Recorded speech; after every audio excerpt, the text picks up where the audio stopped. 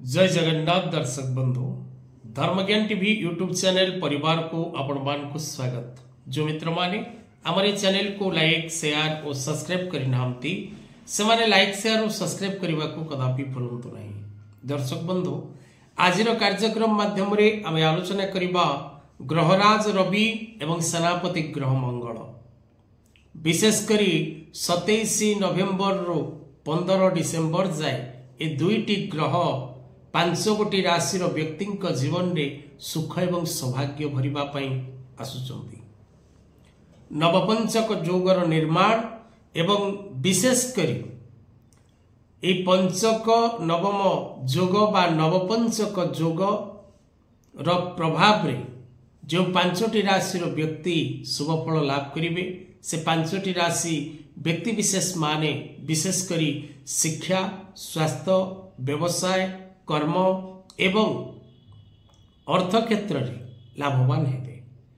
तबे 27 नवेम्बर रो 15 डिसेम्बर एई समय मध्य ए 5टी राशि व्यक्ति जीवन रे अत्यंत सुख एवं सौभाग्य प्राप्ति करिवार जोग रहिछि। दर्शक बंधु रवि होचंती आत्माकारक ग्रह, पिताकारक ग्रह, कर्मकारक ग्रह एवं व्यक्तिर मानसिक सम्मान कारक ग्रह। किछि लोक थांती, किछि राशि लोक थांती जो माने सदा सर्वदा निजर आत्म सम्मान वृद्धि पाई चेष्टा करती एवं समस्त स्थान रे आत्म सम्मान प्राप्ति करबा पाई प्रयास मध्य करती। से माने निजर सामर्थ्य द्वारा विशेष करी निजर जो सम्मान टिकक से माने तैयारी करि थांती एवं से माने निज सम्मान को प्रत्येक समय रे जगी रही चलिबा को चेष्टा करती। आत्मसम्मान जो व्यक्तिर जन्मकुंडली रे रवि मजबूत थिबो, उच्चस्थ थिबो, रवि मेष राशि रे उच्च एवं तुला राशि रे नीच। नवग्रह मध्य रवि ग्रह होचंती राजा ग्रह। तेणु रवि ग्रह जदि आपणकर जन्म जातक रे उच्चस्थ मित्र ग्रह युक्त बा शुभ फलदायक ग्रह तेबे आपण निश्चित भाव रे मान सम्मान लाभ करिबा, पितांक शारीरिक सुस्थता देखा दबा एवं आपणकर पिता मान सम्मान युक्त अधिपति लाभ करिबा, मान सम्मान प्राप्ति करिबा एवं पिता पुत्र संपर्क उत्तम रहिबा। व्यक्ति विशेष मान का निकट रे जने लीडरशिप हिसाब रे परिचित हवा एवं निजर भाग्य को आपण निजे तैयारी करिवार व्यक्ति ही थांती। तेणु रवि जेतबळे शुभ फल देवे आत्म सम्मान वृद्धि पाइबो। कर्म प्राप्तिर कारक ग्रह मध्य रवि, रवि कर्म कारक, शनि जेपरि कर्म कारक ग्रह रवि सेपरि आत्मा कारक एवं कर्म कारक। जे पर्यंत निजर आत्मा न चाहिछि किछि करिबाकू से पर्यंत सतचेष्टा कले केही किछि करि परिबे नाही। तेणु निज आत्मकारक ग्रह मध्य कर्मकारक ग्रह ही थाए।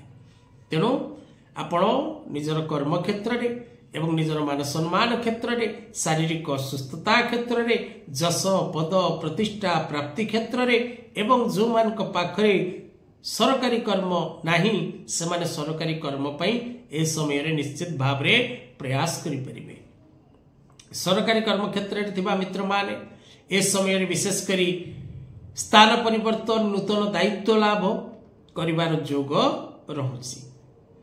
सेनापति ग्रह मंगल ऊर्जा कारक ग्रहटी, अग्नि तत्वर ग्रह, ऊर्जा कारक ग्रह, भूमिर मालिक, भवन मालिक, सुखर मालिक, सौभाग्यर मालिक, नेतृत्वर मालिक। तेणु मंगलंकर शुभता जोगु आपण प्रत्येक क्षेत्र रे शुभ फल लाभ करिवे, प्रत्येक क्षेत्र रे आपण विजय हेबे, प्रत्येक क्षेत्र रे आपणकर धैर्य शक्ति वृद्धि पाइबो, प्रत्येक क्षेत्र रे आपणकर शौर्य निश्चित भाव रे विकसित हबो। प्रत्येक स्थान रे आपनको आत्मसम्मान, मान सम्मान लाभ जोग सृष्टि हबो। निज पराक्रष्टा द्वारा आपण विजय करिबा निश्चित अटे। निजर सामर्थ्य द्वारा आपण शत्रु ठारू जयलाभ करिबा ए समय रे निश्चित भाव रे ଦେଖାଦେବ। ତେଣୁ ରବି ଏବଂ ମଙ୍ଗଳଙ୍କ ଦ୍ୱାରା ଯେଉଁ 5ଟି ରାଶିର ବ୍ୟକ୍ତି ଶୁଭଫଳ ଲାଭ କରିବେ, ସେ 5ଟି ରାଶିରୁ ପ୍ରଥମ ରାଶି ସେନାପତି ଗ୍ରହ ମଙ୍ଗଳଙ୍କର ମେଷ ରାଶି। ମେଷ ରାଶିର ବ୍ୟକ୍ତି ନିଶ୍ଚିତ ଭାବରେ ଏ ସମୟରେ ପୂର୍ଣ୍ଣ ଶୁଭଫଳ ଲାଭ କରିବାର ସୌଭାଗ୍ୟ ପ୍ରାପ୍ତି କରିବେ। ଦ୍ୱିତୀୟ ରାଶିଟି ଗ୍ରହରାଜ ରବିଙ୍କର ରାଶି ସିଂହ ରାଶି। ସିଂହ ରାଶିର ବ୍ୟକ୍ତି ନିଶ୍ଚିତ ଭାବରେ ଏ ସମୟରେ ନିଜର ଶକ୍ତି ଏବଂ ସାମର୍ଥ୍ୟ ପ୍ରଦର୍ଶନ କରିବାକୁ ଦେଖିବାକୁ ମିଳିବ। ତୃତୀୟ ରାଶି ଧନୁ ରାଶି, ଦେବଗୁରୁ ବୃହସ୍ପତିଙ୍କର ରାଶି। ଏବଂ ଚତୁର୍ଥ ରାଶି ମୀନ ରାଶି, ସେ ରାଶିଟି ମଧ୍ୟ ଦେବଗୁରୁ ବୃହସ୍ପତିଙ୍କର ରାଶି। ଶେଷ ରାଶି ଓ ପଞ୍ଚମ ରାଶିଟି ଶୁକ୍ରଙ୍କର ରାଶି ତୁଳା ରାଶି। ତେଣୁ এই 5ଟି ରାଶି ମେଷ, ସିଂହ, ତୁଳା, ଧନୁ ଓ ମୀନ, এই 5ଟି ରାଶିର ବ୍ୟକ୍ତିଙ୍କ ଜୀବନରେ ସମସ୍ତ ଦିଗରୁ ସମସ୍ତ କ୍ଷେତ୍ରରୁ ପୂର୍ଣ୍ଣ ଶୁଭଫଳ ଲାଭ କରିବାର ଯୋଗ ସୃଷ୍ଟି ହେବ। ଦର୍ଶକ ବନ୍ଧୁ, ଏ ସମୟରେ ଆପଣ ଯଦି କୌଣସି ବି ଶୁଭକର୍ମ କରିବାକୁ ଚାହାନ୍ତି, ନୂତନ କର୍ମ ଆରମ୍ଭ କରିବାକୁ ଚାହାନ୍ତି, ତେବେ ନିଶ୍ଚିତ ଭାବରେ କରିପାରିବେ, ଏଥିରେ କୌଣସି ସନ୍ଦେହ ନାହିଁ। ଆଜିର କଥାବସ୍ତୁକୁ ଏଇଠି ରଖିବା। ଜୟ ଜଗନ୍ନାଥ।